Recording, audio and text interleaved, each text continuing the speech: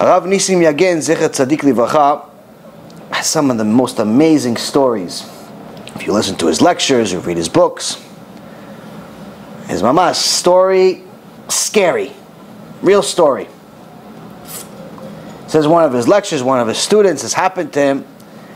This guy, young Israeli guy, moved to Canada. Moved to Canada from Israel. And was making business there, whatever. And complete nothing. Chiloni, keeps nothing, does nothing. His whole life is partying and money and girls and all that, but making sins by himself wasn't enough for him. So he became Machtia Rabim. He wanted to add somebody to the sin. So he called his uncle from Israel, come. Let's have fun. Come visit me, we'll have fun together. So the uncle comes to Canada, and they go have fun. They get drunk, this, that. After the night's over, they drive drunk, and as you would have it, unfortunately, the car goes off the road, smashes into a tree. The uncle dies instantly. But the guy tells the story. He says, he was a gosses. He was out of it. He says, and I saw, all of a sudden, the Malach HaMavet came and took his soul out of his body. He took his uncle's soul. He saw the Malach HaMavet come, and he saw him take the soul out of his uncle's body. And telling him he's coming back for him.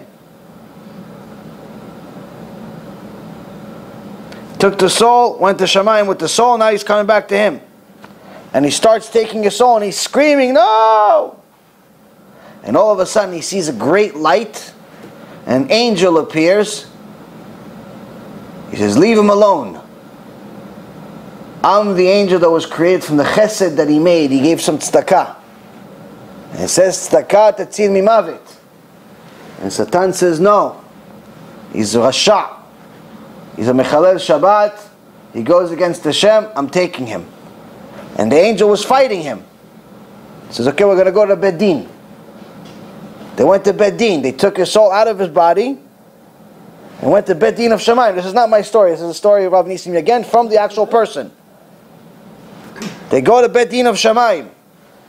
This guy has one good angel on the side, and he's got the Satan and all the sins on the other side. And this one tzaddik, one tzedakah that he gave, some chesed that he gave, is fighting for him. This one mitzvah he made. He doesn't even know that he made it. And that one mitzvah wins. He says, listen, you have one condition. We bring back your neshama. You say Shema Yisrael as soon as you're back in the neshama. And you go to Jerusalem immediately. You leave everything, you go to Jerusalem immediately, you go to Kollel. Go to yeshiva. Learn Torah the rest of your life. It's the only condition. Or else we're going to come back for you. Comes back. He's in shock. He's in the woods. He sees there's cops everywhere. But he forgets to say Shema Yisrael. The cops see that he's okay. He's got a little blood, but nothing is crazy. Nothing. He's not dying or anything. They arrest him.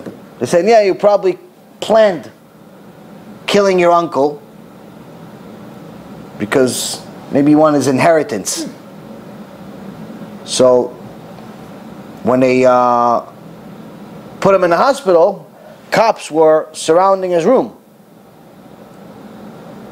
Because as soon as he's okay, they release him, they put him in jail. They were both drunk. They don't know, they don't believe. So then he remembered, oh, wait, he's thinking about the angels. Say Shema Yisrael, say Shema Yisrael, say Shema Yisrael. So he said Shema Yisrael. All of a sudden, he said Shema Yisrael. Everybody leaves. The whole room empties out. The nurses leave. The cops leave. Everybody leaves. For no reason. He doesn't know what happened. Everybody leaves. He decides to get up, get off the bed.